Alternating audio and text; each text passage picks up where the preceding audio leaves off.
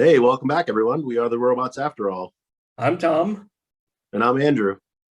Yep, and here we are. Today we're going to be talking about Final Fantasy VII for the PlayStation 1.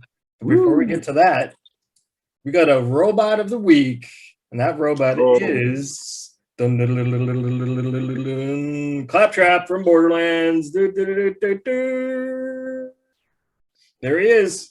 Andrew's got a couple figures of him. That one kind of represents the graphical style more than the other one you have, but yeah, this is kind of more of a statue. Came out when Borderlands 3 came out as kind of like a promotional thing. I think they were selling these in Target. But I do have one that is really cool. And it actually came with the special edition of the Handsome Collection. This is actually a remote control Claptrap. It actually has like rubber wheels with like the wheels kind of split in two so it can like basically pivot in place. And it's got a gyroscope in it. So it actually stands up and will actually ride on the one wheel, which is pretty sick. And he says phrases and yeah, he's pretty big. Says some phrases, lights up, has a camera.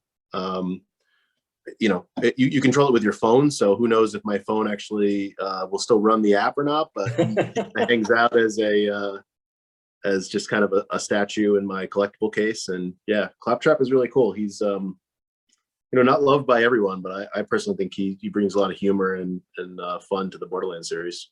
Yeah, he's a great character. A lot of iconic catchphrases and that. He says a lot of stuff, and it's really fun to listen to him talk about it. I've listened to him once or twice. I would listen to him again. Doesn't like stairs. It's true. But so yeah, that's the robot of the week. Let's get to the Final Fantasy VII. What do you say, buddy? Let's do it. All right. So it was released in 1997, and I was only 15 years old. Can you believe that? I can believe that because I was also 15 years old. so we were the prime age, but I don't know if you played it when it came out. Did you? I did not. Spoilers. This is like our opposite perspectives on the game, because I played it when it first came out, and prime age for playing and getting super hyped for a game of this caliber. And I hadn't played any Final Fantasy prior to this. And the last Final Fantasy came out on Super Nintendo, I think just a few years, 3 years prior. So before that, they came out and there was all mostly 2D. I think they incorporated some 3D in Final Fantasy VI, but it was really confusing because the last one that came out was actually Final Fantasy 3 for Super Nintendo, and then it jumped from 3 to 7. Oh, that's right. And the reason why is because 3 in America is 6 in Japan. Right. Yeah, there was that weird thing where it didn't release for a couple games. Is that what happened? Yeah, they didn't think that JRPGs would do well in the Western market. So we got basically Final Fantasy for the first Nintendo. We got Final Fantasy 2 on the Super Nintendo, which was technically Final Fantasy 4. And then we got Final Fantasy 3, which was Final Fantasy 6. So they skipped, 2 and 3 in Japan, and then 5 and then 5, I guess. Yeah. So then 3 became 6. It's confusing. If you look at it on like on a wiki, it's pretty easy to understand what they did, but yeah, bizarre. Yeah, very, very strange that they didn't. But that whole timeline was kind of weird. I didn't pay attention to it until this one came out, and I think what really got me into this is just seeing the ad campaign for it was crazy. I mean, they were playing commercials. I was seeing commercials on TV all the time. Mm-hmm. And just like even going to game stores and seeing like posters or just people talking about it, and just like the lead up to the game in itself was amazing. And we briefly talked about how we each got a different VHS. So I was part of the PlayStation club, like when they had the "Are You Ready" or something, Ready campaign. I forget exactly what it's called, but they sent the VHS to the members of the PlayStation Club, and it just had a bunch of trailers that they aired on TV, and they also showed a bunch of trailers for new games like Saga Frontier, and I think maybe Bushido Blade. Oh, that's a good one. That's what's crazy about Squaresoft is like they were doing so many. They were just trying out. They've always just been trying out different games. I remember Einhander was one of my favorite games by them. It was a side-scrolling shooter, and Bushido Blade was a lot of fun. It's like one-hit kill type of game, and then like other multitude of JRPGs they released. But yeah, and you got a different one. What was the VHS you got? So I was subscribed to Wizard Magazine, and I'm not even entirely sure that this is why I got the VHS, but I was the only thing that I could think of that was like in that vein that would have sent me something like that. Because otherwise, I think I might have had like Nintendo Power, and by then, by that age, it was probably long canceled. Right.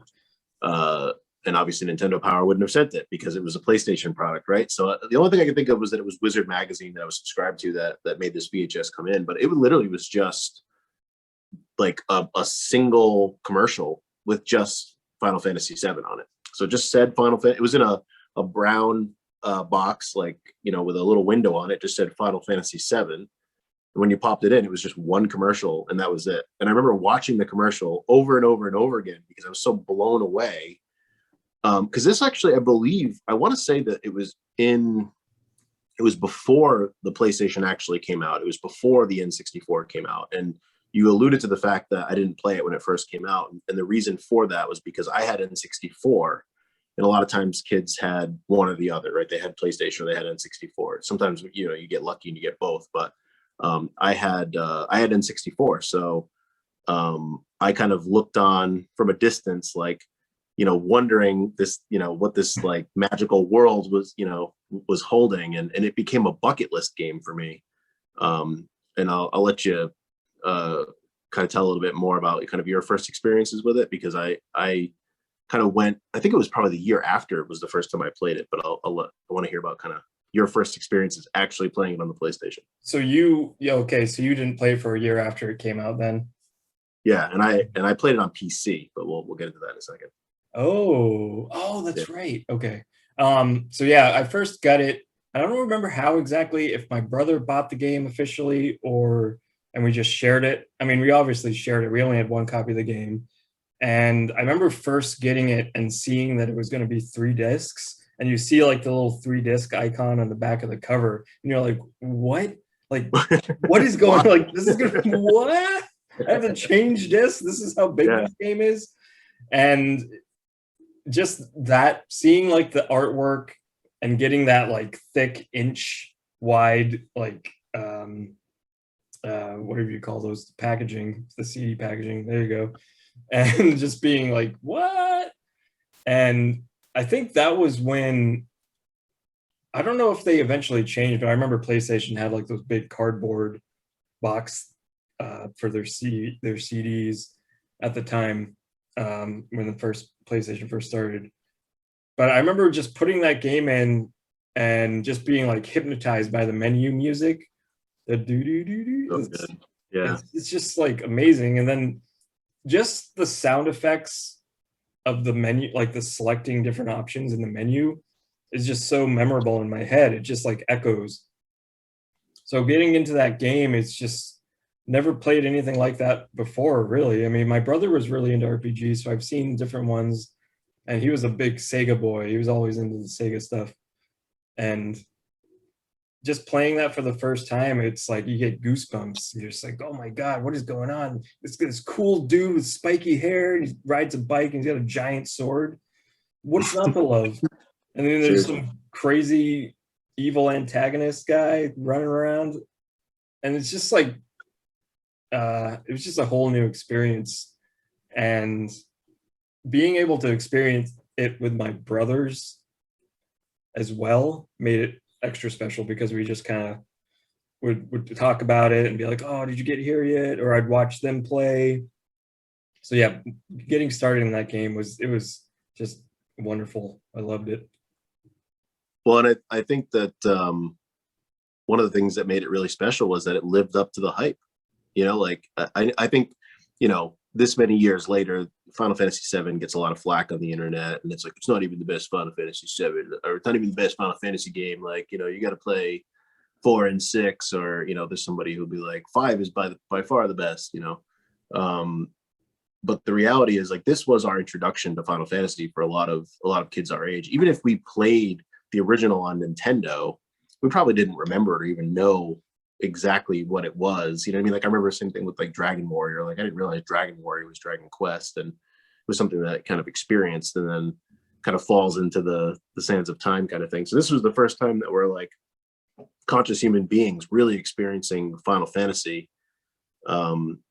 And because there was such a huge, marketing campaign, I think the reason why was because they knew they had something special in their hands. I mean, they had a protagonist and an antagonist that were like, icons in the making, and a storyline that was incredibly original. Like they were able to do, up until this point, I mean, we saw games like Zelda that really kind of took us on an adventure that, still had a very simplistic storyline. It's just like, bad guy takes the princess, come get the princess. There's 12 dungeons or so, maybe, give or take. Hope you find the secrets, and there's no like, there wasn't a lot of like kind of depth to the story. I mean, this was the first game where you would be playing it, and even as a young, as a teenager, like you're like, I don't know if I understand everything that's going on here. Like, I mean, yeah, and I definitely didn't understand. And bringing up Zelda actually is a good point, because I remember that was really my first entry into kind of like an adventure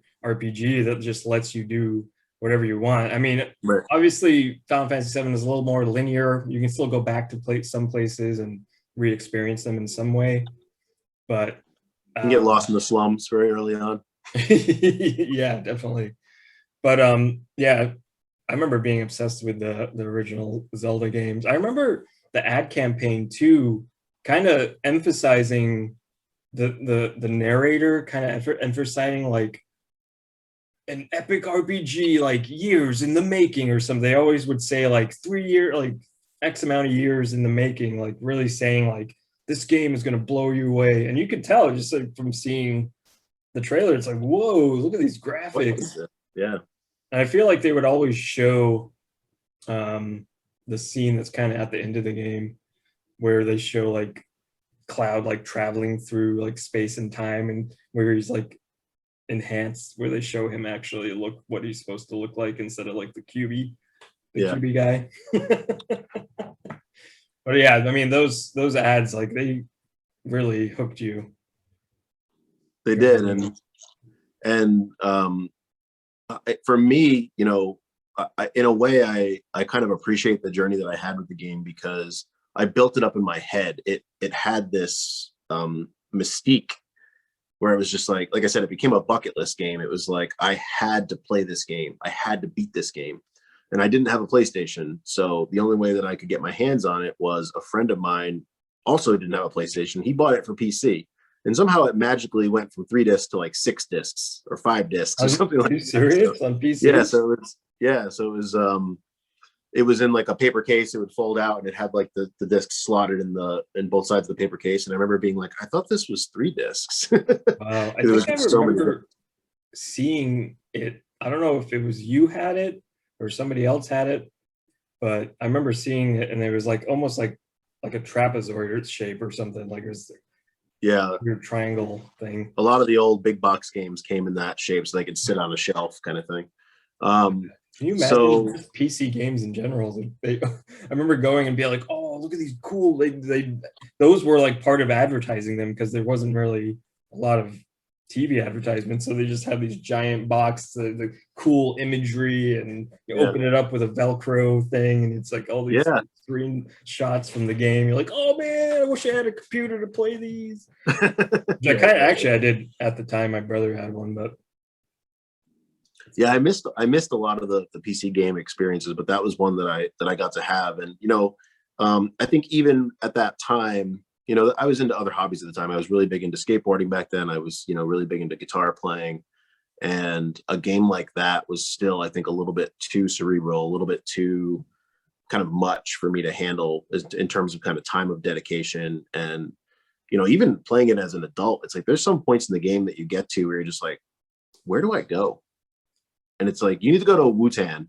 It's like way at the bottom of the map. And like, you have no indication that that's where you need to go. You literally just need to explore and figure out that you need to find, Yuffie or Yuffie or whatever her name is at this particular point of the game. And I remember scrambling to try to like, figure out where the heck to go. And when I was younger, it was just like, I don't have time for this. Like, I'm just putting it down. Oh, it's funny. I had like I like obsessed over it. And I think that's an interesting thing too, is that the internet was still pretty young. So you didn't have a lot of information to figure out what to do other than magazines. I'm sure there was probably some stuff like Game Facts is one of the earlier things. It's strategy guides. Yes, thank you. Strategy guides was probably the biggest thing. Is like you get a strategy guide to do everything, and it's kind of sad that those are now like a pastime. But those are like a work of art.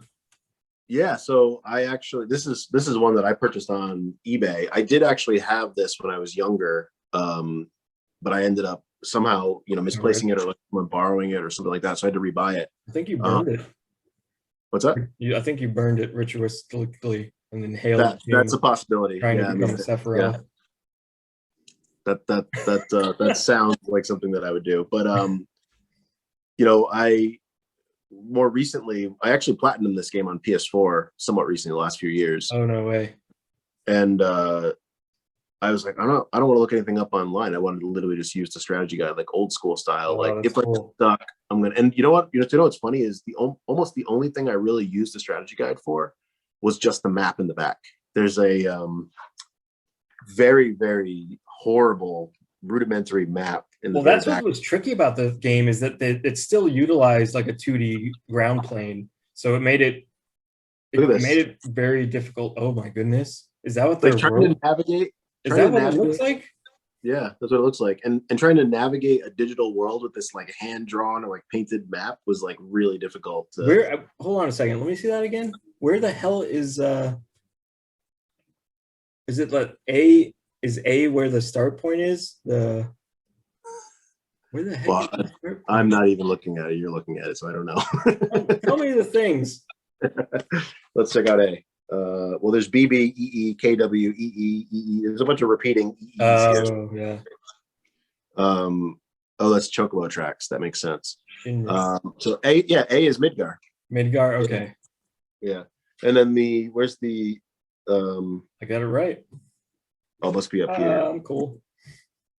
T is the crater, which is like way up here in the yeah. Top. I love that they put the little island too where you get the gold chocobo. Yeah. I remember like, how did I even that I must have looked up on Game Facts or something because I got from a magazine how to get the gold chocobo because that was a freaking ordeal in itself, man. There's a couple different ways to do it, but yeah, the one where you have to breed the chocobos there's no way you could figure that out on your own. Like you literally have to look that up. Yeah, because you have to get like certain lures to like get certain chocobos. You have to get a green. Yeah, you have to get like a blue. Pink, yeah, exactly. Red. Yes. And then, but what's crazy is that, and we're kind of jumping around a lot, but I was so into that. I was so into the chocobo stuff as a kid, and I can't imagine being as into it now if I tried. Because you mentioned you platinumed it. I feel like I've tried to go back and play it, and I had a hard time. Maybe because I played it so much as a kid. I don't know. I find it hard to go back to and try to play through again. Well, this is actually a game that I actually play every few years now. Oh, really? Yeah, it's just it's very special to me. And one of the things that they've really enhanced on the PlayStation 4 is that you can actually do ×3 speed. So that changes the game completely, and you can actually turn battles off. So you can say, okay, I'm going to sit here and farm, turn battles on. I'm going to farm up some XP, and then when you're like, I want to do the things that I want to do, I'll just turn battles off and I'll go and do the things that I want to do. And that made a huge difference in terms of replayability for me, because it's like you just have so much more control over the game. And those tedious moments that like you're like, oh my god, like I've fought these enemies so many times, like I don't want to like sit through these battles. Like the fact that you can A, speed the battle up, and B, potentially even just skip the battle altogether is that's a game changer.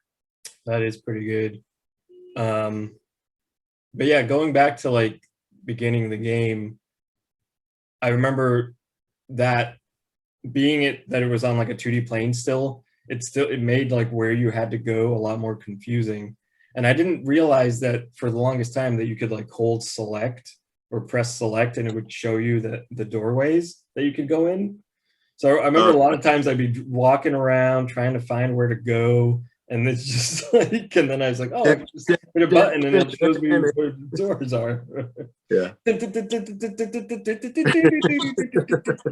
Yeah, you're just like walking along. You're like, how do I get out of this cave? And it's just like, you're just like, oh my god, another That gets battle. frustrating a lot, and I'm so thankful they made a materia that can prevent that from happening. There's like a materia that you can cancel battles in the game. I actually didn't even realize that with all the times that Yeah, man, I'm telling you, dude. I did a lot of stuff in that game. I did almost pretty much everything that you can do. I've done. I feel like I must have like had that materia because one of the achievements or one of the trophies for the platinum is like to get all the materia, and I think you have to master everything. I think you have to master all materia. Oh yeah. I forget exactly what it's called, but I know there was one like it was like you get no battles, and then there was another one that was fun. I used to use a lot. No battles was the footsteps. You get like experience points for walking. Yeah, it helps level up your materia a lot quicker, I think. Yeah, that one was really useful. 4-cut. Once you get like those crazy like some materia leveled up, they're just like undefeatable. Well, and you get like certain weapons like the Apocalypse that does triple growth, and it's just like it changes the game because it's like you're just getting so much more experience on the materia every battle that you do. I remember like Knights of the Round Table with W summon, I think it's called, and then you do like 4 times summon or something crazy. And so you're watching Knights of the Round Table repeat like 6 times. Like go get snack. It takes like a 20 minutes to just finish watching it all. Oh, that's good times. But yeah, I did play it on PC, but I didn't finish it. And then I ended up getting a PlayStation from a mutual friend of ours, Colin. And I think I bought like $15. And I remember going into a KB Toys and I picked up this copy, which at the time was the greatest hits. Nice. So this is my original copy from when I was younger. Oh, and then later on in life, the collector in me had to have the black label edition. So I went out and got the original as well. This is unfortunately not sealed. I do have some other Final Fantasy games sealed PS1 copies, which is pretty cool. But this one is very, very expensive to get sealed. And I, once I got it on a PlayStation, that's actually the time that I actually went through and beat it. And I was just, it was so cool that it didn't disappoint, like on any front. Like it was like even the games that I played back then, like Ocarina of Time and Mario 64 and some of the early games that really captivated me, like weird ones like Xanadu on NES, that was like literally like an RPG that was like a true adventure. They just paled in comparison to the complexity of this game, to the storytelling, and the spoiler alert. Yeah, I'll probably just put like a spoiler thing in the front of this. But I mean, if somebody hasn't played Final Fantasy VII this many years in, it's kind of hard to really call it at this point. Yeah. I mean, this next thing we're going to talk about is one of the things that separated the game. It made the game infamous, and at the time, it really hadn't been done. Although what's funny is going back and playing all the other Final Fantasy games, because I've played a lot of them at this point, they all do this. Like, it's interesting. I think it's one of the reasons why people are like Final Fantasy VII isn't even the best one kind of thing, because if you go back, a lot of what makes Final Fantasy VII special, even down to the music, that intro music that you like, it didn't come from Final Fantasy VII. It came from the previous Final Fantasies. Right. The sound effects and like all the items, like the ethers and the potions and Phoenix Down, like all that stuff comes from previous games. And that was so cool to like uncover the history going back and playing the older games. The 10. And it item. rather than it cheapening the experience, it actually kind of enhanced it for me, because it's like, what a cool concept that this franchise basically has these motifs that it carries throughout it, but is able to make it different enough that each game feels unique and individual. But one of the themes that is actually in almost all of them is characters die. Like, main characters will actually die. Yeah. And in this game, one of the main characters dies, and it's just, I mean, I think it's probably one of the most momentous things that's ever happened in video game history. Like, I can't think of another thing that I saw in video games at that age that had the same impact. So I'd love to hear kind of what your experience was when you kind of got to that point in the story. Well, when I got to that point in the story, I turned off my PlayStation.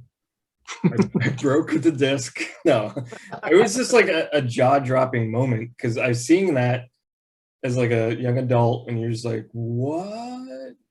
It's like Main characters don't die. How do they do that? I thought this was gonna be like a love interest, Cloud, be there till the end. It was just something very unexpected, and I don't personally remember ever seeing that in the video game prior. In that, especially in that way, where that very impactful way. I mean, you got this guy with a giant sword flying down and impaling this character, like her. It was unreal. Yeah, it's insane. It's like, just super violent, unexpected, and just shocking. And I remember probably talking with my brothers about it, as being like, we were all just kind of like blown away by it, and very, very cinematic moment. And then it's then like how it's like there's like this funeral with Cloud and carrying her into the water and all this. Well, before we even get to that, directly after it happens, you go into a battle with Genova, one of the Genova versions, and they play the Ares theme, the piano, that super sad piano. Oh, that's right. While you're fighting, so you're like trying to like beat this boss, and just like it's like this crippling emotional experience, and then you just go right into battle mode, and it's playing that super somber song. And what's crazy is, like, no matter how many times I play the game, I hit that point, I start the boss fight, and that song comes on, and it just crushes me every single time. It's just so I need to experience brilliant. that again. It's so brilliant. Yeah, it was. I need to experience that again with a playthrough, because I don't have a strong enough memory of it, because I haven't really played it since I was a teenager, so, or all the way through. But yeah, that was just subverts your expectations, and just the music throughout the game in general is a masterpiece in itself. Every little detail they put into that is amazing. Sephiroth just being one of the most badass villains of all time. I mean, the characters like Cloud and Sephiroth, like, I can't really think of a more badass pair of kind of protagonists and antagonists. I mean, it's like one for the books in terms of like a Luke Skywalker and a Darth Vader, or like a Mario and Bowser, like, but you get that kind of like cool, edgy, anime, character design with like really exaggerated features, like really, sharp facial features, and super, extravagant swords, and long kind of flowing clothing that would be completely impractical in a battle setting, but they managed to pull it off anyway. Yeah, all the characters have very unique clothing choices. But they pull it. I remember actually, so at the end of the game, you have like a lot more weapons show up, or I mean, I guess they come up throughout the game, but I think Ruby Weapon is that the one that kind of shows up after you beat the game? I think you can fight Emerald at any time. As soon as you get the submarine, you can actually go down and fight Emerald, and that would be a bad time. That for you would not dismiss me. But Ruby, I think you're right. I think you have to actually beat the game for him to show up, and I think he shows up where the golden saucer, the gold saucer. Yep, there's like a little sand pit. Yeah, and you see like little tendrils sticking out of the sand. You're like, what's that? You have to take the car. And you walk into it, and you're just like, and that is by far the most brutal battle in the game. Like, it's terrible. The RNG on that of like, please don't take Ares. Please don't take Ares. Oh, he took Ares. I'm screwed. Well, that's so funny, because Ares was dead at that point. So. Oh, you're right. So how did I do that? I feel like this is what I did. I cheated. I used Well, it wasn't really a cheat because it didn't help because I used Game Shark, like, and this is like after I pretty much did everything. So I probably had like a copy of the save, but I used Game Shark to bring Aerith back to life. Oh, okay. That so she could use the invincibility, but that doesn't really matter. It helps you stay alive a little bit because that's her limit break is like the invulnerability. Mhm. It doesn't really matter because he sucks down characters anyway. Right. And I think at one point I just finally got lucky and took him down. I don't even remember how I did it. I the last time I beat him, I must have, when I'm saying like please don't take Ares, it must have been from like watching a video online stuff like that, because yeah, I wouldn't have had Ares because I definitely didn't use Game Shark. I didn't even have one. But I do remember getting into some kind of weird locked pattern where it was just Cloud. It was just Cloud and just Ruby Weapon, and I was able to actually just withstand his attacks and heal enough, and then attack him. And it was like, I mean, it had to have been. I think you had to do this for the platinum trophy as well. So I was probably doing it on ×3. And I think it still took like somewhere in the vicinity of like 15-20 minutes just to like just to like do this like pattern that I had like figured out. But yeah, there's some kind of combination of like W item and or W summon or something like that you spamming Knights of the Round Table maybe. But I it's feel funny like, because good. Doesn't he also use like an interrupt if you get him to a certain health point? So you can't like keep hitting him over and over again. Like you can't spam damage, I feel. I think what I remember, and honestly, my memory is not very good of this, even though because I've only fought him as many times as I beat the game.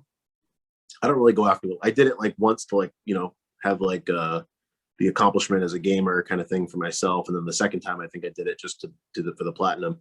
So I haven't like beaten them a bunch, but I remember that depending upon where you attack him, he has an auto kill move where like if you attack his tendrils or something like that, he just like literally auto kills you. He's just like, no, that's fine. Or something like 999.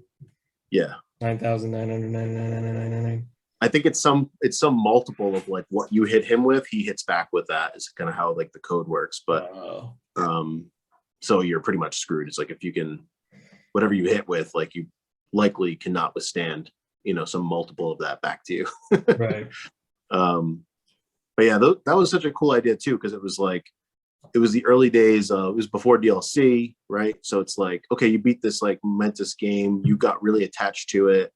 What else can you do now? And Sephiroth's dead, and the game gives you more. Like there's more to do. You can master your materia, you can go and fight the weapons, you can go play in the gold saucer. Well, according to Kingdom Hearts, he's not dead. Oh, is that true? Oh, right. No, they show him in Kingdom Hearts, and he's got like a little wing. Well, I mean, he has a wing in the Final Which is actually really cool, and that's one of the main reasons I wanted to play Kingdom Hearts on a side note, just because it had Cloud and Sephiroth in it within better graphics. So it was kind of neat too. But anyway, all the mini games, like I remember spending all that time in Gold Saucer, like, oh, I want to play the snowboard game, I want to play the submarine game, I want to master them, I just want to and then like you get the limit. Is that how you get Cloud's limit break? His final limit break is by beating that dungeon survival mode in the Gold Saucer. It's either that or it's also, why can't I think of his Omni Slash? Yeah. It's either get Omni Slash or you get the final weapon, the like crystal looking sword that I can't think of the name of. No, you get that from beating Omega Ragnarok. Yeah, it's called Ragnarok, I think. No. Ultima is his main weapon, or is it Ultima is his final weapon that he gets? The Ultima weapon. But isn't Ultima that spell that does like the green thing that goes? Woo! Ultima's a spell. Ultima is also a weapon, I believe. You might be right. I honestly. And then like, you don't remember the Ultima weapon? We have the guide right here. We could totally look it up. Yeah, look it up. I'll talk about This makes for a good this makes for a good like Ultima Weapon. hey everybody, watch us look stuff up. No, they appreciate us being right. Cloud's Well, ultimate. I mean, people would already be like, Cloud's ultimate weapon. Ultimate Weapon is an incarnation of the recurring sword that appears in several games in the Final Fantasy series. Oh yeah, you get it by defeating Ultimate Weapon. So you get the Ultimate Weapon by defeating Ultimate Weapon. I thought he was called Ultima. Ultima is a spell though. oh right. yeah. So it's called Ultimate Weapon, Yeah, Ultimate. which checks out. That makes a lot more sense. Or Ultima. It says Ultima here. I mean, it might be like a lot of the stuff, at that time, it was like in the Japanese games, they would run out of space. So like, for instance, in Final Fantasy IV or Final Fantasy II, Meteor, which is a spell that shoots out a bunch of meteors, it just says Meteo. Yes. It's like, what's Meteo? I love how in this guide it says that the Ultima Weapon is valued at two gil. Or Jill, however you want to say it, but that's cheap. Just so like, yeah, because you're never gonna sell it because it's the best weapon in the game. You never got it? Yeah, I got it. I just didn't remember what it was called. Let's see the save file, huh? All right, let's do it, man. I mean, you ever get? No, I believe you. You ever get the lucky sevens? So if you get your HP to 7777, you go like kind of. I don't know if you go berserk, but every time you hit, it's for 707. So if you get it like, it's for every time you hit it, 7,777 damage. So it's that's very cool. I don't think I actually have done that, but I have. I think I've seen it or like saw it in like a if you watch cool facts about Final Fantasy VII type videos, I would have seen it there. But yeah, I think I got it once, and I can't remember if you keep attacking until like all the opponents die or what, but. Or I think you go like auto attack. But that was another fun thing about the game is just all the spells, all the limit breaks. It's like these characters, there's however many there are. It's like you can customize your party in multiple different ways. So I know that Final Fantasy has been around for a while, but for me, it's like I've never played anything like this before, really. So I'm like building all these teams. Did you have like a specific team that you would use mainly? I actually like to run. So now that I've been playing it kind of more regularly, I try to like mix it up. But I actually really like Red 13 and Vincent with Cloud. That's my party that I like to roll with. Okay. And I think it's just because I really like those characters. I think Vincent's Limit Break too, where he turns into like the Frankenstein guy. His limit breaks were so fun. Yeah, he does a lot of damage. I mean, it's not the best limit break. It's not like max, it's not the most optimized way to play. But if I have a chance to have Vincent in my party, he's going to be in there. And I like that. And I really like Red 13 as a character. He's super cool. I kind of like. I love his whole backstory, and I love like the small little kind of emotional moments of like him seeing his father turn to stone, like fighting off the, whatever enemies were like attacking Cosmo Canyon or whatever. And but I have actually, I almost never play with Ares. I mean, especially once you know that she's gonna die, I'm like, I'm not leveling her up. Like, why would I'm not buying your staff? You don't get an extra staff. You can play with your base staff. See, I was always obsessed with getting everybody's everything. Like I'd get everybody's weapons if I could, just to like make sure everybody has the best stuff. I mean, it got to the point. I think I did use Aerith a lot, and I think I always called her Aerith for some reason. But that's what her name is actually. But in the game it says Ares, so you assume that it's Ares. Yeah, that's right.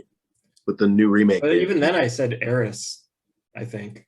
And then I started changing Aerith when I heard that was like that was the Japanese version, I think. Anyway, but I think I was always keen on just using Barrett, Tifa, and Cloud. I used the purest. The purest. The main character. But I also really liked Red 13 and Sid. I think if my secondary party was Sid, Red 13, and I think actually probably Vincent. Kate Sith. Final answer. Kate Sith. Yeah, cat. Isn't it like?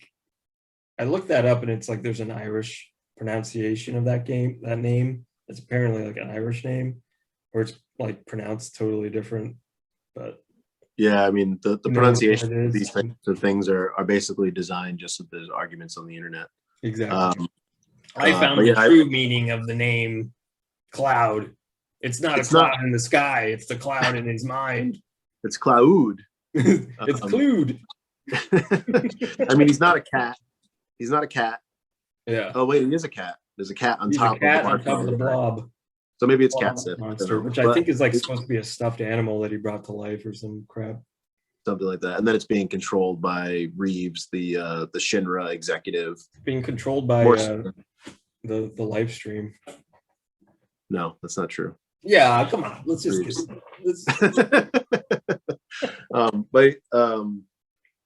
yeah, I mean the story really is it's like it's good enough to be its own kind of like movie trilogy. Like if they made that into its own movie, you know what I mean? That's why they made Advent Children, man. Yeah, Advent Children was very good, but it was kind of an aftermath, you know, slash regurgitation of like this whole idea of like let's like show like a new way to show the reunion. And a lot of like like that very anime-esque sound effect. They're like I'm better than you. Nice. I love the scene in that movie where they fight or whatever, and at the end of the fight, the guy gets the cell phone call, and it's the victory fanfare, like super cool. Clever. Yeah, but yeah, I would love for them to actually do a legit movie. I would be fine with it being CG in the Advent Children style, where they actually did the whole kind of Final Fantasy story. I mean, and we're kind of getting that with remake. With the remake, did you play the remake all the way through? I did. What did you think of it? Just out of curiosity. It stinks. No, I loved it. I didn't have any. The only thing I didn't like was some of like, and I think this is like a common thing. I'm good. Tell me more. I think this is a common thing is that the side quest people aren't really keen on like the side quest, but honestly, I mean, they're side quests. So that's what they are. They're not supposed to be amazing, but I loved it and enjoyed it throughout. Yeah, the one thing I would say, combat's good. Combat, yeah, I love the combat in that. I am with the people who don't like the side quests, and the reason why I don't like the side quests is because is that his little blade? Where are you? Over there somewhere? Yeah, I don't know. I mean, you know better than me. That's for later. I'll do that at the end. I'll show off these horrible figures I have. Yeah, I want to check those out. But yeah, I didn't like the side quests because you had to actually, I think you had to complete them to actually move from the slums, like Sector 5. True, yeah. So it's like you were like kind of forced through it, and it wasn't like in. Well, first of all, in those old RPGs like Final Fantasy VII on PlayStation 1, like I didn't really differentiate side quest from regular quest. Like it was just like an overall adventure, right? You went into a town, something happens, and you're just kind of on that. And that might push the story forward, or it might just be something that's like a side thing, and then you go to another house in that town, and then that pushes the story forward. So it was more streamlined in that way. It wasn't just like nowadays where it's just like, you get a menu and it's like, oh, this is a main quest, and oh, these are side quests, and you like know that they're side quests. And I think that kind of detracts a little bit of the experience by having that subdivision. And in the new game, it was the same thing. You'd go into like you'd be like in the slums, and you'd pull up the menu, and it's like, you've got all these side quests you got to do. And it's not like you had a chance to like go and do the story. It's like, well, if you don't do these side quests, when you leave here, you won't get them back. Like you have to do them, or you won't be able to. Or else. And maybe that's not true. It just kind of felt that way to me when I was playing it, where I was like, if I leave here, like, am I going to lose this? Because it wasn't like something that was like in a menu that I could then say, okay, I'll just go back to this. Because, and that actually really brings me to a point that I want. Listen, man, I hate the side quests now. You've turned me. Cool. I'm glad I don't that like them anymore, because now I'm glad that I can ruin like why they didn't need it, because like they could have done more with the regular story. And Right. am I 100% wrong in this, that the original did not have side quests really? That's what I was just talking about. If they did have side quests, it was something that felt like part Part of of. I like the mean, main thing. because even like the battle arena, you could consider that to be a side quest, right? You didn't need to do that. Yeah, yeah, sure. I think you had to do it once. Chocobo thing you didn't need to do. Chocobo's aside, yeah. Although you did need to do it to get to certain areas, I think, like to climb the mountains, traverse. You needed certain chocobos to get across terrain in the world map. So yes, because I know I'm true. To go over water, right. you need to do it. You need chocobo. You need mountain chocobo to get over the mountains, and then you need world chocobo, which is the gold one. Go anywhere you damn please, and then you just get the ship, and nothing even matters anymore. Right. Case closed. Ending the Zoom call. And then you can't then you can't land anywhere once you get the ship, because it's like that's not an area you can land on. Well, let's get back to the point you were going to make, because I cut you off. Well, I totally forgot it now, actually. Shoot, so. I friggin' knew it. I'm sorry. No, we were talking about the side okay. quest, and you were about to say something groovy. Yeah, I think it had something to do with kind of comparing the old to the new. But I lost it, unfortunately. So if I get it back, they had one of the main examples I was thinking of was the Don cabin. What's his name? Don part of the game. Yeah, and that part is like a means to an end, you know, because it is part of the main quest and you have to do this, but it feels like a side quest in a way. So it's like embedded in the actual story. Very true. When you go to the actual place in the remake, you kind of just want to do that part, because that is like the side quests are part of the game, I feel like, in the original. And in this, it's like find the cats, find the ghosts, kill the ghosts, find some cats more. And then all the cats die. Spoiler alert, all cats are dead now. Okay? Yeah, it's true. I feel like it just flows into the regular game. I mean, because like there were points where you had to do these things, like Cosmo. What's in the original? You had to fight off like the army of and you had to like the one with the eagle egg on the top. Yes. Condor. Yeah. Operation Condor or something like that. Condors. It's almost like they were forced side quests, you know. They felt like side quests, but you had to do them. Yeah. They're like, you have to do these. Yeah, there's definitely a completionist aspect to it, which I definitely, but the old game's motivated to do that. So I thought of it. I realized with my original point that I was trying to make. Let me interrupt you.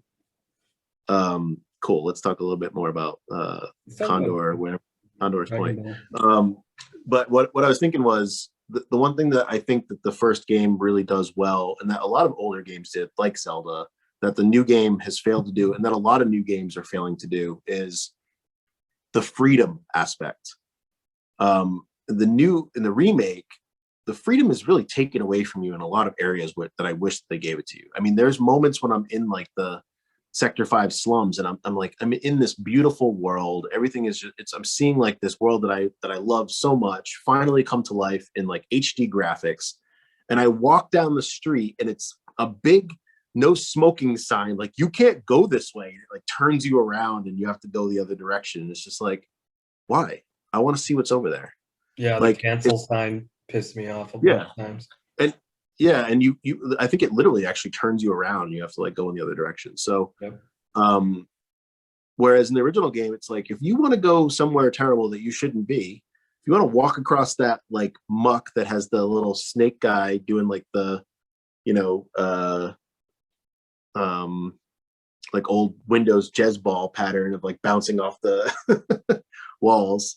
Yeah, I'm talking about the big snake guy. Yeah, I think so. That I think Sephiroth kills when he goes through there. They end up like showing a cinematic where he like puts his sword through the whole snake, but then still somehow has his sword afterwards. Anyway, if you want to go there early and die, that's your prerogative. You can do whatever you want. You go there, you get like 90 level 20 enemies or something. Yeah, he just bites you once and you die. But in the new game, it's like, no, we want you to have the experience we want you to have. And it's like, no, that's not what video games are about. Video games are about you fooling me into thinking that I have some freedom of choice because in my regular everyday life, I have very little freedom of choice, and and I need to go into a virtual world that allows me to experience whatever the hell I damn well please. And I think new games have lost that. The newest, like The Last of Us is an example of that, where it's just like, no, you got to play it the way we want you to play it. The newest God of War. I mean, they're brilliant games. They're brilliant games in their own right, but it's like they lose that freedom of just being in an open world, trying to discover the world and understand the world by its own rules.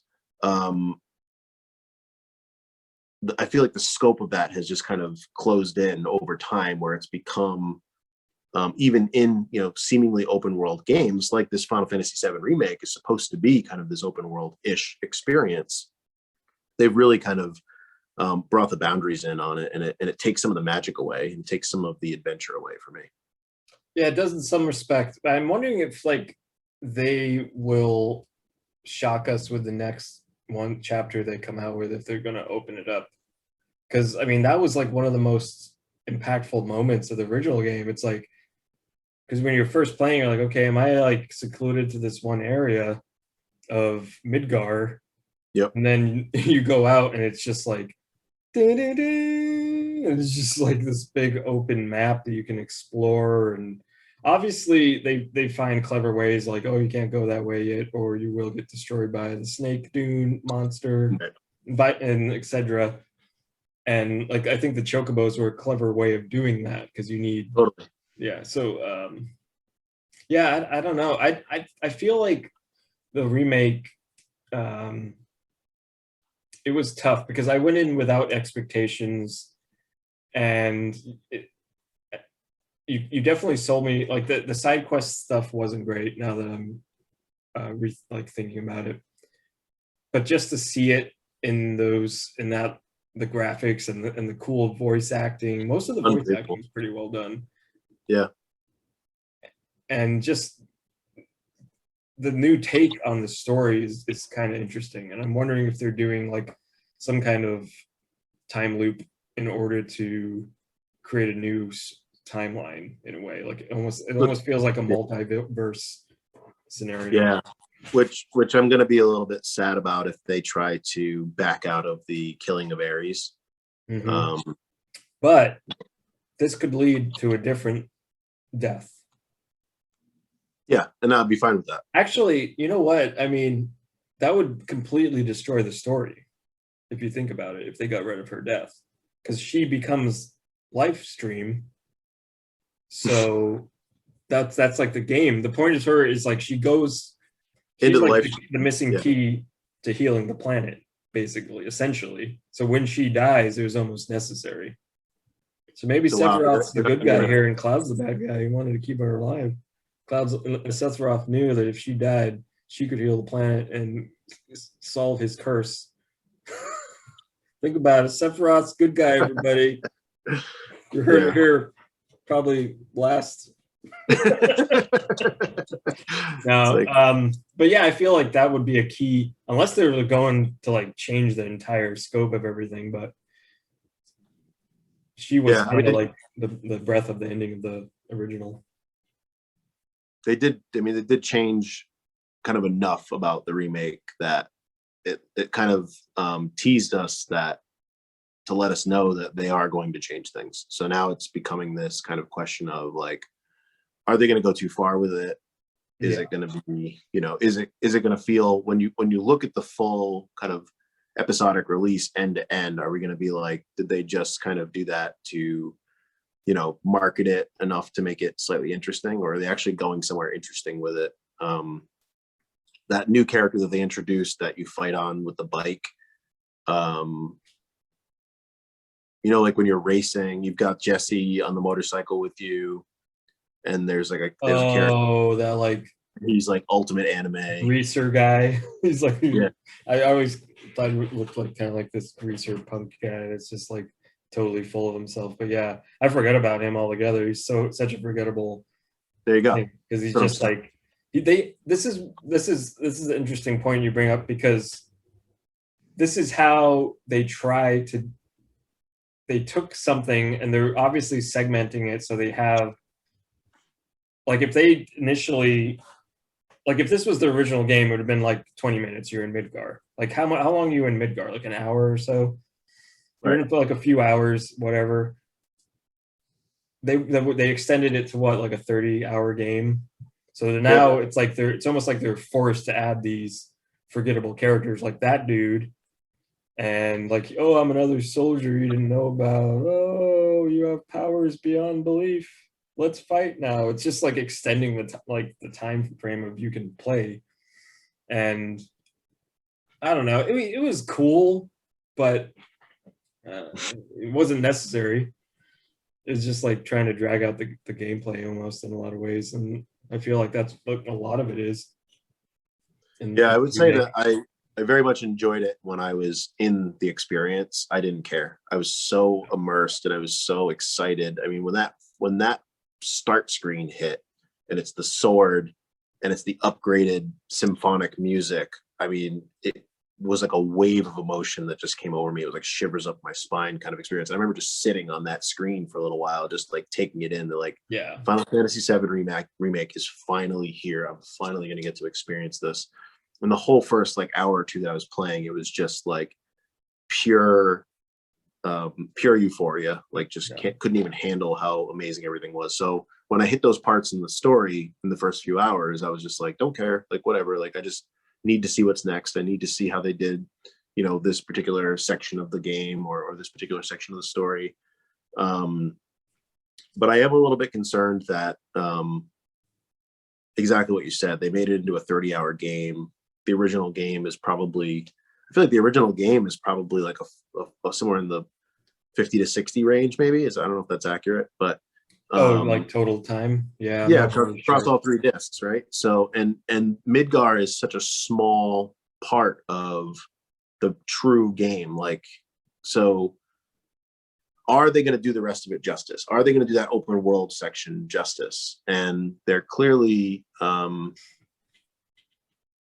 I think that we'll see I think we'll hone in on a lot of the milestone sections of the game, but I think that some of the stuff might be left out or might get kind of glossed over. Like, you spent a ton of time in Wutan, where you're like trying to get all your gear back after Yuffie steals it from you. Yeah, that was insane. You have to go like all the way up the tower and like fight all the guys. So I mean, like, I wonder what they'll do with something like that, or like I don't know. I'd be very interested to see if it has the same level of depth. There's a lot. I mean, there's a lot of stuff that in that game. So the black materia, the whole thing with the black materia. I don't remember that. That's like the stuff that Sephiroth's like trying to get, like inside the pyramid, and then he like shrinks the pyramid down. I definitely don't remember this. This is when do you remember like Cloud like losing his memory and stuff? He's in a wheelchair. Yeah. Oh, and he's in a wheelchair. Yeah. I think it's right before that. Oh. But yeah, the whole thing is like they, some ancient text that they found that like they need to get the black materia, and then Sephiroth like manages to get it, and that's how he's able to. I want to say it's how he's like able to get to Jenova or something like that, to be able to kind of like have his reunion with Jenova. I have Jenova. Yeah, exactly. Yeah, everything in anime and Japanese I remember seeing Jenova. You could see her chest as a kid. I was like, whoa! When he pulls her out. Oh, that's right. They scroll up. Yeah, you can see like, her boobies a little bit. Yeah, and then they actually not for kids. And then they when they finally scroll up or whatever, it's got like the like thing that just says Jenova. It's like a metal helmet. Eyes. Like a lot of really cool cutscenes and cinematics throughout that game, and even the summons. That was like seeing the summons for the first time in like the PlayStation, that era, that time frame of PlayStation. Like, whoa, we got the giant Titan summon the Earth, and Ramu, Bahamut, Neo Bahamut, Bahamut Zero, maybe, I think was in that. Yeah. Well, there were 3 Bahamuts in that. Yeah, it was basically like the Mecha Godzilla. Which, and then you're like, it just like keeps one upping itself in terms of summons, and then you get to like Bahamut Zero or Neo. I forget which one is the last one you get. Is it Bahamut Zero? He flies into space and shoots down. I think that's The yeah, sound effect is like so amazing. unique. It's like Yeah, because like the sound chip at the time was like limited to only so many things that would just like max it out kind of thing. Ultima would do the same thing. Ultima was one of my favorite sound effects when you would cast that spell. I think Diablo was my favorite summon. I remember, even though it wasn't like the most practical to use, Diablo. Do you mean Ifrit, or is there a separate one that I'm forgetting? Diablo, The man. one. So Ifrit is the one where it's like the big demon guy and there's like the fire. The fire one, yeah. Diablo used gravity and could Oh, sometimes okay. do. Demi? No, Odin did the instant death. Diablo just did gravity, but it was like a higher ratio or something. Did more damage, I think. I don't know. But it was Okay. such a cool summon. He comes out of like a cauldron, and then like this. Oh, that's cool right. That's right. Yes. graphic of this bubble, puts like the characters in this bubble and crushes it or something. Yeah. That But was it was really so cool. like ominous when it spawns, and man, they were all pretty amazing. Yeah, they were cinematics in their own right. So it was like exciting to see, and no other game had really done anything like that up until that point. Again, we had seen it in the earlier Final Fantasies, but if this was your first Final Fantasy game, like this was in the first 3D and like experiencing it. full, like and all Yeah. the 3D low poly beautifulness it was. Looking Yeah. back at it anyway. Then it was high poly in our minds. I still love that old polygon artwork. A lot of people, oh yeah, you got Cloud in the dress. Again, another thing that just like set the game apart, like putting this like strong male protagonist into like a cross-dressing situation. It just, there's so many like things in the game that just are cutting edge and ahead of its time, and like they mix in the goofiness with the seriousness, like the squat challenge where you're like trying to get the wig, like even trying to get the attire to make your way into the all honeybee. the pieces you have to get. Yeah. Doing like you have to do like squats with one guy. Yep. Yeah. I remember being so excited just with all the vast mini games they had in that. I mean, they literally had the Golden Saucer, which was like a mini arcade inside of a game. It's like, this is awesome. I can just go here and hang out in the Golden Saucer. That is, I hope they do that justice, and I'm sure they will. But yeah, I can imagine having like seeing those mini games like updated, or like having like different games that they think of. Like a claw game would be fun. You can get different plushes. Really cool. I don't know. But yeah, awesome. I think I played that game so much I actually maxed out the time to like 999 hours. That's how long I played that game. I fucking played the hell out of it, man. Trying to get every single, even just getting all the enemy skills you could acquire. This is like a page turner of enemy skills you could get. It used to drive me nuts how when you would do like those types of things where it had a specific spot when you went to go like in this like, you know, time sensitive battle, you know, you're like, I got to go through my menus, and it's like, oh, like the spell I need is like 15 blank spaces down to like then get to the thing that I need, because it's like trying to fill the other slots with the things that you don't have yet, kind of thing. Yeah, even just trying to get the enemy skills was kind of a pain, because waiting to get the right enemy to spawn. Yeah. A little side note, Omni Slash. If you use Omni Slash in a snow level, it's the coolest thing ever, because everything's white. You use Omni Slash, everything changes color for each slash. So you have like this Technicolor dream like scenario going on with the that's cool. background. Yeah, it was really cool. I'll have to check that out.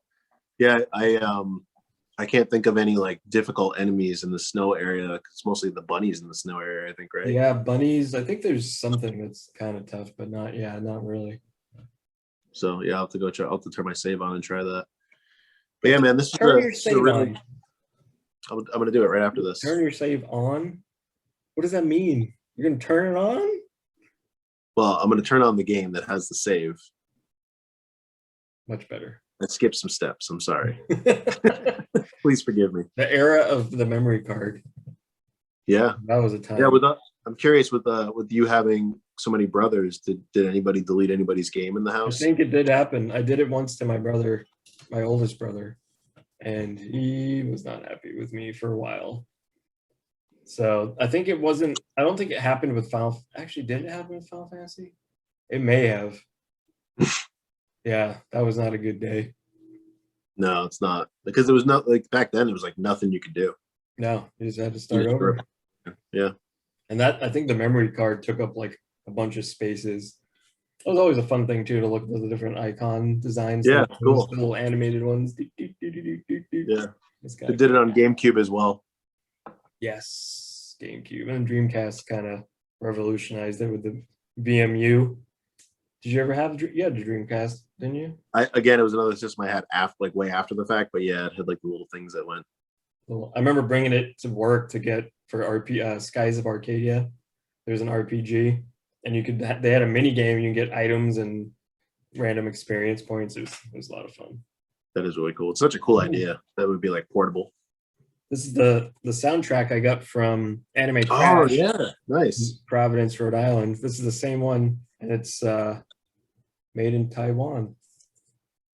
But it's the Japanese version. Ooh, it actually went in focus. That's cool. Got Midgar. This thing is old. It's a little beat up. It's got some nice artwork. Oh, Yoshitaka Amano. Yeah, there you go. That's the guy. And then just a bunch of screenshots from the game. Some more of his artwork. I've actually acquired a lot of his art books over the years. Got a couple that are actually from Japan, and then I've got the Sky set that has like the 3 books of like all the different Final Fantasy games that he's done the artwork for. I love his stuff. Oh, his artwork's amazing. Did Vampire Hunter D as well. I've seen an interview with him on YouTube that was really cool. Yeah, that's the one thing I've had forever. And what's funny is that oh, never mind.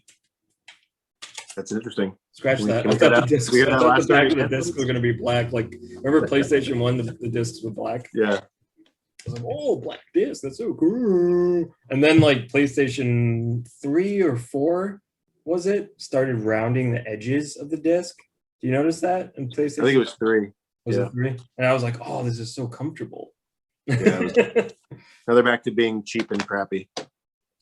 Yes, unfortunately. Yes. So yeah, I mean, anything else you want to cover on Final Fantasy VII? I feel like kind of got through a lot of the topics that I was thinking of. Yeah, I think that's it. Loved the materia system. Yeah, Final Fantasy is a great game. I played it a lot. And then I think once I got introduced to that one, I kind of got sold on the next ones. I haven't gone back and played any old ones, really. I tried to play the first one. I couldn't do it. Yeah, it's not fun. I highly recommend the 4th one. Yeah. I think 4 and... So I'm using the Japanese numbers. So 4 and 6, which would be 2 and 3 in America. The ones that came out in America, I think the reason why they came out in America was because they are standout games. But I really, really like the 4th one a lot. Okay.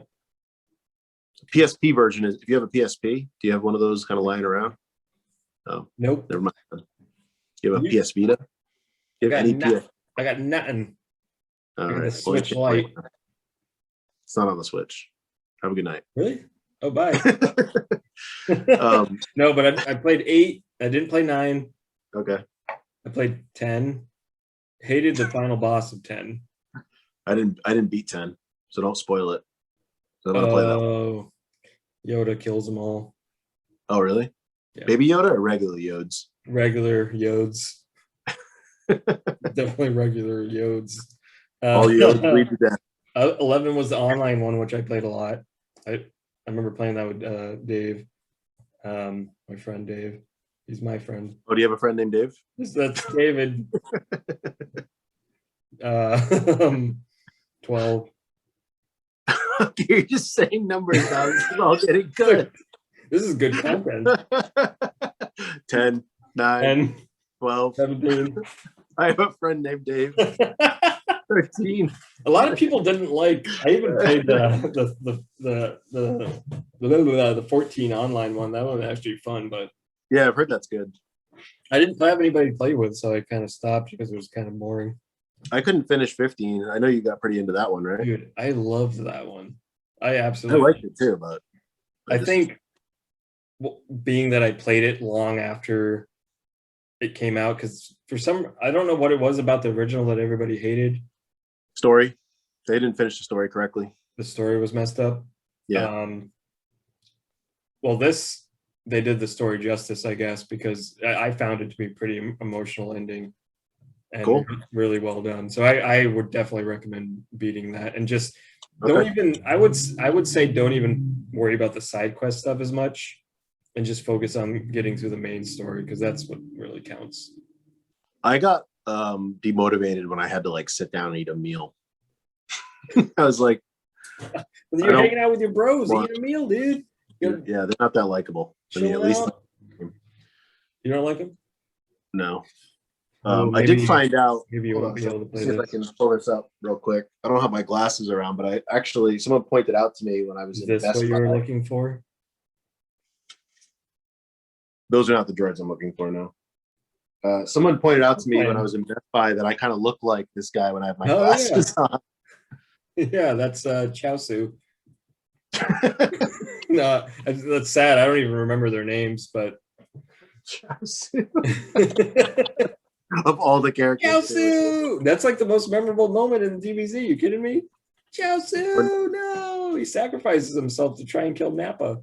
What about when Krillin dies and Goku goes Super Saiyan? Fuck Krillin, he's bald. Do we need to Dude. redo the last episode? Because I don't think you even know Dragon Ball Z. All right, next time on Robots After All. Krillin, Yeah, whatever. Krillin can suck a lemon. Chaosu is my best guy. All right. Well, I didn't even mention that I liked Tien and Yamcha a lot in DBZ. you actually did mention that. It's on if you actually go did you? back. Yeah, I remember that. So Can't go back. It's too I mean, late. It already we will. happened. It's true, but I'm just saying. I It's actually covered. said that. Yeah. Anyway, well, I guess that's it for this episode. What are we gonna do next time? Do you have any ideas? Well, we've got a couple of things on the on our radar. We would like to talk about Borderlands 3. I honestly would love to do one on Cuphead, but I'm going to require that you actually get through that. You're the one who actually showed me that Cuphead was coming out. I think it was somewhere in the vicinity of 35 years ago. And Yeah, that's pretty funny because I followed that game forever and I did not play it when it came out because it was coming to Xbox. I didn't have an Xbox or PlayStation. Yeah. Well, Was it PlayStation? Or it was Xbox. It was Xbox. Xbox. It's actually that was one of the main motivators because once you told me about it, I started following it nonstop, and I was so excited for it. And I actually bought the Xbox far before. I think I bought it and ended up playing Halo 5 on or something like that. And then it was still, a long Yeah. ways before Cuphead came out. But yeah, I played it, and then it became one of my favorite games of all time. I mean, there's basically a shrine to Cuphead back there. Oh, that's awesome. Holy crap. Holy shoot. Holy poo-poo. Yeah, I'll show. Cuphead, man. I have a decal. I have like stickers. I remember I supported them and I bought like a t-shirt and stickers. And I never played it. And I have it now because it came to PlayStation, even though I could have got it on Xbox. Yeah. I would get, if you do actually have an Xbox One, I would download that version. It's by far the best version. But anyway, we'll see you guys next time, and We will? I think so. Yeah. Are we gonna do this again, or is this our last episode? We're doing This is our. I think this next is our time we farewell might show. do a video game though. Borderlands or something. Well, this is a video game, and Borderlands is a video game, and Holy also shit, you're right. This is a video game. Cuphead's Holy a video- crap. We need a to video end the game. episode. So not only have we done a video game, but the two that we're talking about are Wait, also this is a video game? games. Yeah. Oh! Go home. You're drunk. And on that note, next episode we'll be talking about how we're gonna end the show. Thanks, Like and everyone. subscribe. Sound off in the comments. This has been Tom and Andrew's Robots After All. That's Andrew. Bye, everyone. Goodbye.